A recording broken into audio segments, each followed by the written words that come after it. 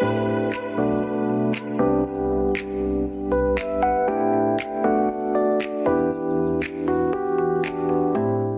everybody. I am Audrey and welcome to Story Time. Hello, boys and girls. Today, I have a very special guest for you. I am here with Jorum Leiland. So, she's an occupational therapist, but she's also been in mental health with 20 years of experience in. And she's taken that experience and she's moved it into children's literature. So, yay! Right? And she creates narratives that really help children explore their emotions and understand their emotions in a very nurturing and safe way. So I'm really pleased to have her here with me today. Please help me welcome Jerome. Hello, hello, hello. Hello. So I think it's great what you're doing. And I think that we don't really spend enough time on emotional awareness. And from the time we're children, it's kind of stunted. Don't cry. Like we suppress. We tell our children, don't cry, don't do the things Mm, that they really need to do to feel mm, and to explore those emotions, what they mean, right? So Yep.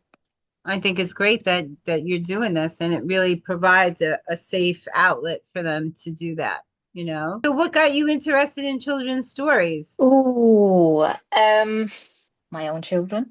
And Okay. also, yeah. And the book has it explains the emotions in different garments. And I love to um visualize the emotions. And that hasn't been done enough because we talk about feeling sad or feeling angry, but what does that look like? And that can be different from to child and human. Um, and being with that feeling and describing it, it makes you sit with it and then it can move. And I think that's a great way to really explore it. And I don't think I've ever really heard anyone really phrase it that way. Because we also do have visual learners that if they can Mhm. visualize what they're feeling, right? If they can Yep. tap into that, if they're more visually sensory, then they'll understand it in a different light. So it's good that they are using more of their senses to really feel into their emotions. I love it. Mm. I Mm. think it's great. So let's read Topaz's wonderful wardrobe. Oh, I love it. Curious. Yeah. I love it. Okay. Let's start. Today, I'm Topaz, and I've got something awesome to share. My feelings wardrobe. I have outfits for all sorts of feelings. Each piece of clothing represents a different mood. Topaz and his wardrobe. I love that. Whether I feel happy, angry, sad, or grateful, I have an outfit that matches that feeling. Are you ready for a journey through my wonderful wardrobe? Let's jump in and try on a few of my favorites. And the first one is joyful jumpsuit. My joyful jumpsuit makes me feel like sparkly sunshine. Whenever I feel light and happy, I wear this. It's like wearing a smile on the outside and feeling that smile on the inside too. And here is the joyful jumpsuit. I love it. And next one is angry armor. If I find a task way too difficult or I'm being excluded from my friends, I get upset and quickly put on my armor of anger. The armor makes me feel strong and tough.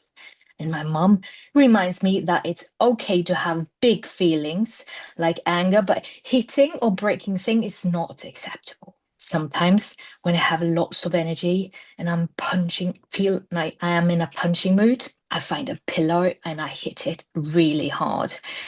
It feels good and it helps me calm down. Once I feel calm again, the anger armor starts to feel tight and too small for me. So I changed into something more comfortable. Let's see. Angry armor, courageous cape. I never climb tall trees or go to new places without my courageous cape. Sometimes when I'm scared and worried and feel like not doing something, the courageous cape helps me do it anyway. No matter where I go, when I bring the courageous cape with me, I feel like I have a friend by my side who reminds me that I can be brave. It's the Wow. courageous cape. This one is peaceful poncho. At nights, I love to wear my peaceful poncho. At times when I have a lot of energy or I'm feeling excited, I forget where I put it. Then I take 3 deep breaths, and usually I remember where to find it. When I put it on, it feels like a gentle, warm hug that makes me feel calm. And I always wear my peaceful poncho when my mom reads me a bedtime story.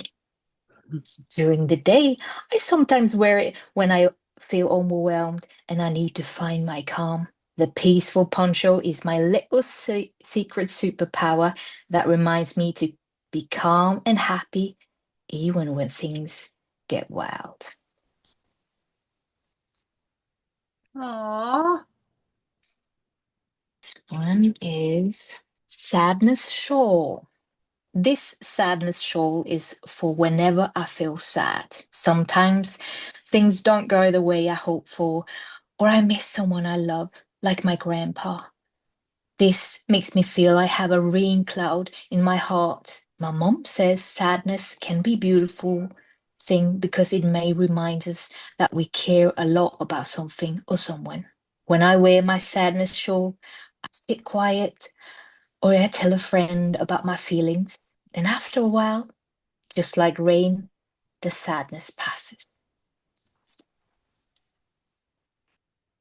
Aw. So adorable. I love this. The next one is hoodie of shame. When I accidentally spill juice on my new shirt or I get teased at school, I just want to shrink down and hide like a turtle retreating into its shell. That's the feeling of shame. Shame can make me want to hide my feelings and pretend everything is fine when it really isn't. Whenever I discover that I'm wearing this hoodie of shame, I try to remember these two things, that making a mistake does not mean that I am a mistake. And the other one, I am strong and capable of handling difficult situations. It's a hoodie of shame. Mhm. Next one is terrified shoes. I don't know about you, but every time I'm about to experience something new, I get really scared. Like the first day at school or at the first trip to the dentist. Since I've never done it before, I don't know what to expect. I put on my terrified shoes and picture it to be really frightening. Sometimes the terrified shoes are tied so tightly on my feet that talking to my parents or a trusted adult is the only thing that helps me untie them and let the feelings go. Thankfully, I've come to realize that most things tend to turn out much less scary than I imagined. Here are the terrified shoes. Mm. And the next one is grateful glasses. Gratitude is truly a magical emotion. Did you know that feeling grateful is a feeling so big that it's impossible to feel angry, sad, or jealous at the same time? When I put on my grateful glasses, I notice everything I'm grateful for, like my family, my friends, and my toys. Showing gratitude to those around me boosts not only my mood, but it makes everyone around me happy as well.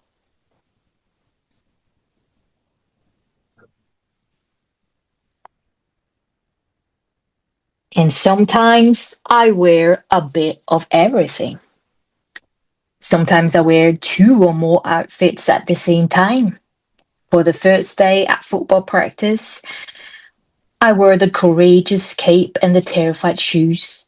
I had no idea what to expect or what the coach would be like. I was also scared that I might not be good enough for the team. When I felt those feelings, my courageous cape helped me turn up to practice anyway. And after a couple of weeks of going to practice, I took off the terrified shoes and had even more fun at practice. Here's with the courageous cape and the terrified shoes at the same time. Next one. All feelings are okay. Remember, it's perfectly fine to feel all sorts of feelings. It's a part of being human. Feelings are little messengers that helps us understand what's happening inside us. They can help us understand ourselves and show us what's important. If we feel happy, it means that we're doing something we love. And we feel we are angry, it might mean that our boundaries have been crossed. Feelings guides us, and if they get too big, there are always ways to cope with them. And everyone has their own special way of coping, so you can try different things to see what works best for you. So just different Oh, feelings. And this is how I cope with feelings. Even though I prefer to be happy, feeling angry or sad is totally fine. Sometimes I don't quite know what I feel and I need some help to understand what I'm feeling and how to work through it. Sharing my feelings with my parents or friends or even my teddy bear helps me feel better. Move does also help. Like dancing, jumping, or running always make me feel refreshed and stronger. Sorry. oh, Talking about what you feel inside. Another way of coping is through breath. Balloon breathing is one of my favorite things to do when I need to calm down. I pretend I have a balloon in my belly. I take a big breath, filling the balloon with air, and slowly let the air out, feeling the balloon shrink and shrivel in my belly. I do these 5 times in a row, feeling the balloon get big and small. When I do this, it gives me body a little break and it helps me calm down. Another way to cope is self-kindness. When I catch myself criticizing and being unkind to myself, I make my inner voice silly. That makes me laugh at the negative chatter. If you have a wardrobe like mine, what will your outfit of anger, joy, or sadness be like? You might have even more outfits that suit other feelings as well. What do they look like?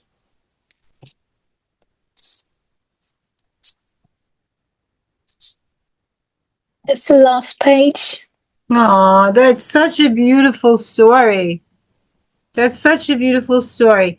So I think that we're learning that it's okay to feel and express your emotions, and that there are different ways to handle those emotions, and sometimes sharing them makes it easier. But it's okay whether it's you're having a bad day, an angry day. She's kindly showed us different ways to work through them and how we could feel better, and that even when things are going bad, they have the ability to turn around. like Mm. like when she was trying out for the team, right? And Mm. they were wearing the scary shoes and the comfort, the courageous cape. But at the end, she was able to take off those scary shoes. So we never know how the day is going to turn out, boys and girls. Okay. So, Jordan, I love that. And I love before we aired, we were talking about something called the 1,000 word gap. And she asked me if I had ever heard of it before. And I said, no, I did not. So, and I love that she shared it with me. And we're going to share that with you too. So, she was discussing how different socioeconomic statuses have a difference in their reading ability because of the access to books and reading and things like that. And that literacy really does help with expanding your verbal skills and your communication. And communication is so important, right? So the best thing we can do is really share a book with someone we care about. So we're trying to help you here with that at Story Times, and I have the most amazing authors coming in to share that with you. So I hope that helped you understand what that is. But there is like a 1,000 word gap between people that are Million, a million word gap. a It's million word gap. Oh a my God. million words. Oh my Yeah. God, that's a lot. Yeah. Mm. So that's a big difference. And being able to communicate and express your feelings is one of the best ways to really be healthy and happy and really have those good relationships with the people that are in our life, right? So I think it's really important what she's just said, a million word gap. That's like crazy. So if you know someone that you love or someone that you think could benefit with the book, we have lots of books that we'll be sharing here. Feel free to bring your family and your friends and share story time with us. I'm not a little girl anymore, but I certainly love these stories and I think I'm enjoying it more than the boys and girls are. So I absolutely love it. So are you thinking about writing any more books? Not at the moment, but um, I would like to, if I'm going to do it, I would like to have a kind of a workbook for therapists and teachers, to make use of these different ideas and incorporate that into a program. Um, yeah, so that would be the next one. I think this would be great for speech pathology as well. Mm, mm, I have a daughter that's a speech pathologist and a friend, and I mm, think this would really help them. We have a lot of children today that are put on medications for expressing emotions or not knowing how to express their emotions, and I mm. think this would really be a great tool Mhm. to really help them. Yep. You know, so get on that workbook, girl. Yeah. Okay. Because they definitely need it. So I want to thank you guys for coming in and spending this time with us.